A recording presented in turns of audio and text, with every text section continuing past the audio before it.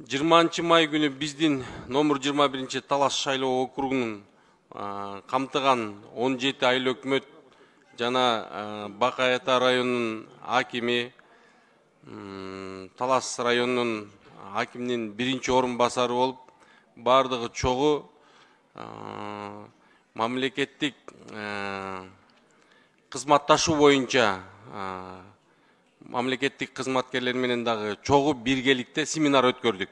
Ошол семинарда айыл жергесиндеги орчундуу маселелер жана элет жергесиндеги мындай алдыга жылдыра турган маселелерди камтыган абдан көп сунуштар жана талкуулар болду. Ошолордун суранычы, өтүнүчү дагы бар эле. Ошолорду сиз Алмазбек Акынжанов жеткизип коюуну өтүнүштө эле. Эң негизгиси ушул Steam грант маселелери болуп атат. 2019 жылы Steam гранттын көлөмү 600 миллион болуптур.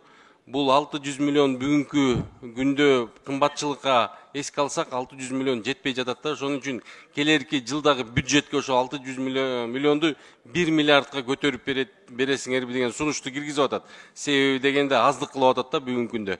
Экинчи маселе болсо, ушул Steam гранттардын ар бир долбоорго бөлүнгөн конкреттүү долбоорго 3 миллион сом гана бөлүнүп атат да. Бул ошол жергиликтүү өкүлдөр айтып атат, бул 3 миллион сом айнек эшиктерди алмаштырганга эле жетип атат. Башка мындай орчундуу кыла турган иштерге жетпей атат деп атат да. Ушул бул порогу 3 миллион экен да. Ушул 5 миллионго көтөрүп берүүнү да суранып атат.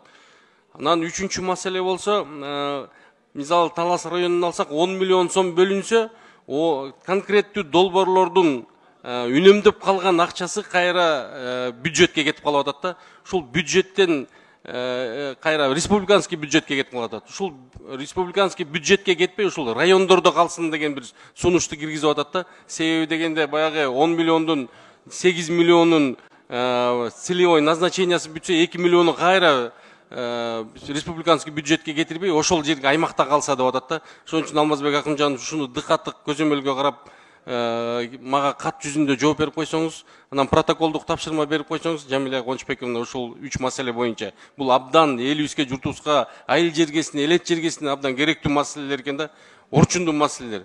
Ошон үчүн бир иштер алгылыктуу болуш үчүн жакшы өбөлгө болот эле. Рахмат сиздерге.